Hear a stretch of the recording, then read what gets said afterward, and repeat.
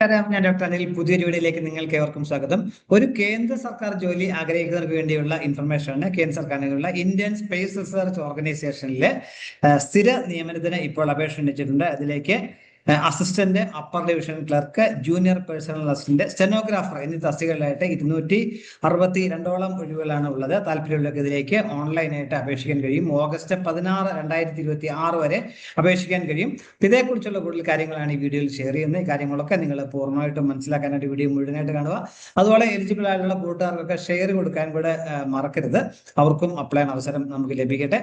ഇതിന്റെ വിശദാംശങ്ങൾ നമുക്ക് പരിശോധിച്ച് നോക്കാം. ISROയുടെ വിവിധ യൂണിറ്റുകളിൽ അല്ലെന്നുണ്ടെങ്കിൽ അവരുടെ കീഴിലുള്ള ഓട്ടോണമസ് സ്ഥാപനങ്ങളിലായിരിക്കും ഈ നിയമനം എന്ന കാര്യം പ്രത്യേകം ശ്രദ്ധിക്കുക. ഇത് സ്ഥിര നിയമനമാണ്. കേന്ദ്ര സർക്കാരിന്റെ 7ാം ശമ്പള കമ്മീഷന്റെ ലെവൽ 4 സാലറി ആയിരിക്കും ലഭിക്കുക. അടിസ്ഥാന ശമ്പളം 25,500 രൂപ ലഭിക്കുന്നതായിരിക്കും എന്ന കാര്യം ഓർമ്മിക്കുക. വേക്കൻസികൾ വിവിധ സെന്ററുകളിലാണ് ഞാൻ പറഞ്ഞു.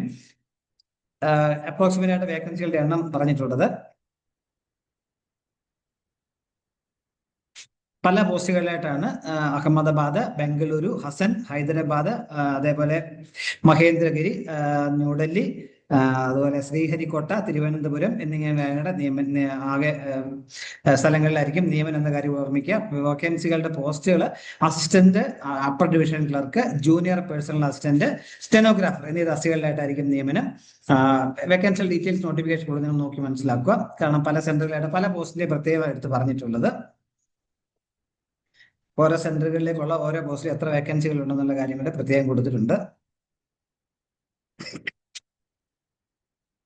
അതിലേക്ക് പോസ്റ്റ് നമ്പർ 1, അതായത് അസിസ്റ്റന്റ് പോസ്റ്റിലേക്ക് 111 ഒഴിവുകളുണ്ട്. പോസ്റ്റ് നമ്പർ 2ലേക്ക് 81 ഒഴിവുകൾ, നമ്പർ 3ലേക്ക് 22 ഒഴിവുകൾ, നമ്പർ 4 10 ഒഴിവുകൾ, നമ്പർ 5 17 ഒഴിവുകളും, പോസ്റ്റ് നമ്പർ 6ന് 1 ഒഴിവാണുള്ളത്.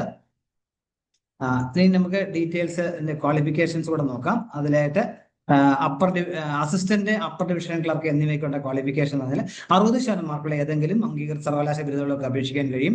അത് CGP ആണെങ്കിൽ 10ൽ 6.32 ഉണ്ടായിരിക്കണം എന്ന കാര്യം കൂടി മനസ്സിലാക്കുക. അതോടൊപ്പം കമ്പ്യൂട്ടർ യൂസ് ചെയ്യാൻ വേണ്ടി നല്ല പ്രൊഫഷൻസി ഉണ്ടായിരിക്കണം. ഇത്രയും ക്വാളിഫിക്കേഷൻ ഉള്ളവർക്കാണ് അസിസ്റ്റന്റ്, അതേപോലെ അപ്പർ ഡിവിഷൻ ക്ലർക്ക് എന്നീ തസ്തികകളിലേക്ക് അപേക്ഷിക്കാൻ കഴിയുക. അടുത്ത രണ്ടാമത്തെ post junior personal assistant, stenographer എന്നീ തസ്തികകളിലേക്ക് വേണ്ട യോഗ്യതയും 60% മാർക്കോടെ ഡിഗ്രി പാസ്സാകാതിരിക്കണം. CGP ആണെങ്കിൽ 10ൽ 6.32 ഉണ്ടായിരിക്കണം.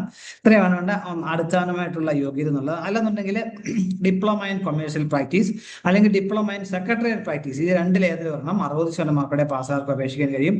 അവിടെയും CGP ആണെങ്കിൽ 10ൽ 6.32 ഉണ്ടായിരിക്കണം എന്ന കാര്യം കൂടി ഓർമ്മിക്കുക. അതോടൊപ്പം 1 വർഷം സ്റ്റെനോഗ്രാഫറായിട്ടോ അല്ലെങ്കിൽ സ്റ്റെനോ ടൈപ്പിസ്റ്റ് ആയിട്ടുള്ള എക്സ്പീരിയൻസ് ഉണ്ടായിരിക്കണം. ഇതല്ലെങ്കിൽ അതോടൊപ്പം വേണ്ടത് ടൈപ്പിംഗ് സ്പീഡും ഉണ്ട്. ഇംഗ്ലീഷ് സ്റ്റെനോഗ്രാഫിയിൽ minimum 60 words per minute speed ഉണ്ടായിരിക്കണം. കമ്പ്യൂട്ടർ യൂസ് ചെയ്യാനുള്ള നല്ല പ്രൊഫഷൻസി ഉണ്ടായിരിക്കണം. ഇത്രയും ക്വാളിഫിക്കേഷൻസ് പറഞ്ഞിട്ടുണ്ട്.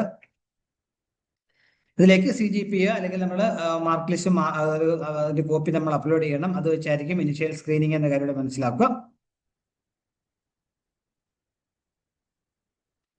ഏജ് ലിമിറ്റ് പറഞ്ഞിട്ടുള്ള 28 വയസ്സാണ് വരുന്ന പ്രായപരിധി പറഞ്ഞിട്ടുള്ളത്. എന്നാൽ SC/ST കാൻഡിഡേറ്റ് ആണ് 5 വർഷം, അത് 33 വയസ്സ് വരെയും. OBC-കാർക്ക് 31 വയസ്സ് വരെയുള്ളവർക്ക് ഇതിലേക്ക് അപേക്ഷിക്കാൻ കഴിയും എന്ന കാര്യം കൂടി മനസ്സിലാക്കുക. അപേക്ഷാ ഫീസ് ഉണ്ട്.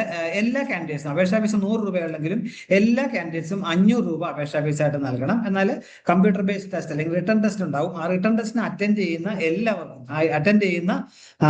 അപേക്ഷാ ഫീസ് കൊടുക്കേണ്ടാത്ത ആൾക്കാർ, അതായത് SC/ST കാൻഡിഡേറ്റ്, ഡിസബിലിറ്റി ഉള്ളവരെ, എക്സർസ്മെൻ കാൻഡിഡേറ്റ്സ്, വനിതകൾ, ഇവർക്കെല്ലാം ഫുൾ എമൗണ്ട് റിഫണ്ട് ചെയ്യും. എല്ലാവരും ഇനിഷ്യലി 500 രൂപ ഫീസായിട്ട് നൽകണം. എന്നാൽ റിട്ടേൺ ടെസ്റ്റ് കമ്പൽസറി ആയിട്ട് അറ്റൻഡ് ചെയ്യുന്നവർക്ക് മാത്രമേ റീഫണ്ട് കിട്ടത്തുള്ളൂ. ഫുൾ എമൗണ്ട് റീഫണ്ട് കിട്ടും. ബാക്കിയുള്ള ആൾക്കാർക്ക്, general candidates, OBC, EWS candidates ഒക്കെ ആണെങ്കിൽ അവർക്ക് 500 രൂപ നൽകുന്നത് 400 രൂപ മാത്രമേ റിട്ടേൺ ചെയ്യത്തുള്ളൂ എന്ന കാര്യം മനസ്സിലാക്കുക. ശമ്പള സ്കെയിൽ ഞാൻ നേരത്തെ പറഞ്ഞു. അടിസ്ഥാന ശമ്പളം 25,500 രൂപയായിരിക്കും. 25,500 രൂപയ്ക്ക് അതോടൊപ്പം മറ്റ് ആനുകൂല്യങ്ങളൊക്കെ ലഭിക്കും. HRA, CCA, അതുപോലെ മറ്റ് അലവൻസുകളൊക്കെ ലഭിക്കും എന്ന കാര്യം. തുടക്ക ശമ്പളം തന്നെ ഏകദേശം 45,000 രൂപയിൽ കൂടുതൽ ലഭിക്കുന്നതായിരിക്കും എന്ന കാര്യം കൂടി ഓർമ്മിക്കുക.